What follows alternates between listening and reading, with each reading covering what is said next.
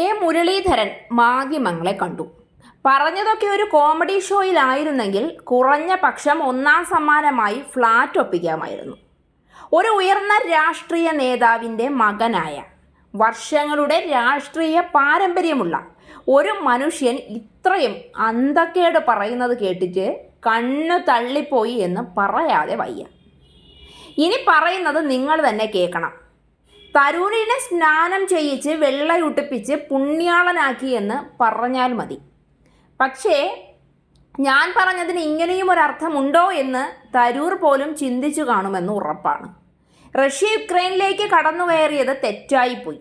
അത് റഷ്യ ചെയ്തത് തെറ്റാണെന്ന് അന്ന് തരൂർ സഭയിൽ പാർട്ടി ലൈൻ അനുസരിച്ച് തന്നെ പ്രസംഗിച്ചു.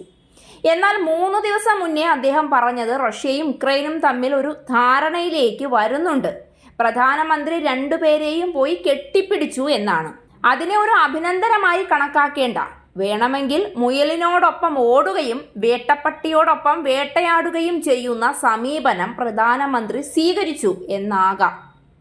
അല്ലാതെ മോദി സ്തുതി എന്ന തരത്തിൽ അതിനെ വ്യാഖ്യാനിക്കേണ്ട കാര്യമില്ല എന്നാണ് കെ മുരളീധരൻ്റെ പുതിയ കണ്ടുപിടുത്തം. അപ്പോൾ മുരളീധരനോടൊരു ചോദ്യം.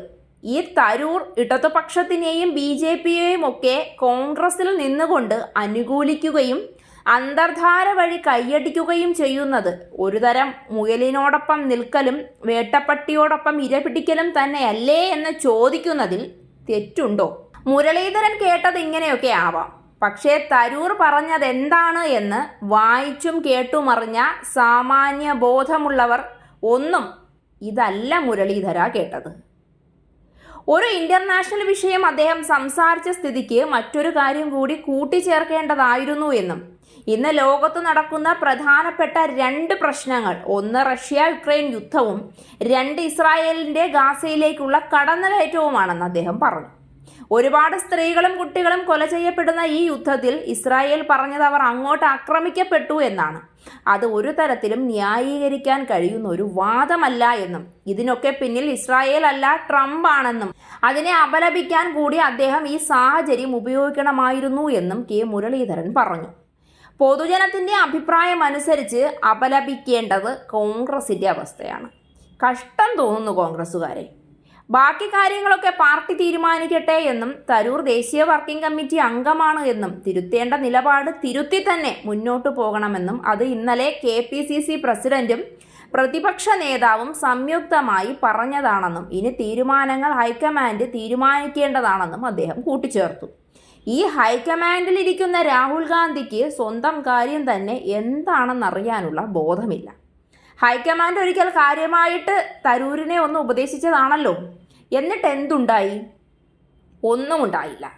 എന്ന് മാത്രമല്ല, ഇടതുപക്ഷത്തിനെ അനുകൂലിച്ച തരൂർ നേരെ മറുകണ്ഠം ചാടി BJPയുടെ അനുഭാവിയായി മാറി. ഇതിപ്പോൾ ഇടത്തെ കാലിലെ മന്ത് വലത്തെ കാലിലേക്ക് മാറിയതല്ലാതെ ഒരു മാറ്റവും സംഭവിച്ചില്ല. ഇനിയാണ് ശരിക്കുമുള്ള തമാശ. തേനീച്ചയെ ഒരു മാലിന്യമായി പ്രഖ്യാപിച്ചിരിക്കുന്നു. ഞാൻ പറഞ്ഞതല്ല, മുതിർന്ന കോൺഗ്രസ് നേതാവിൻ്റെ നല്ല മൂത്ത പൊട്ടത്തരമാണ്.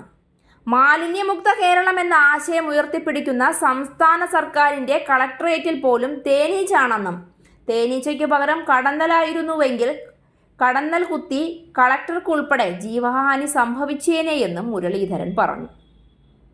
പ്രിയപ്പെട്ട മുരളീധര, ഈ പറയുന്ന തേനീച്ചയെ ലോകത്തൊരിടത്തും മാലിന്യമായി പ്രഖ്യാപിച്ച ഒരു അറിവില്ല. താങ്കൾക്ക് അങ്ങനെ ഒരു അറിവുണ്ടായതിൽ അതിയായി ഖേദിക്കുന്നു എന്നല്ലാതെ ഇതിന് മറ്റൊന്നും പറയാനില്ല.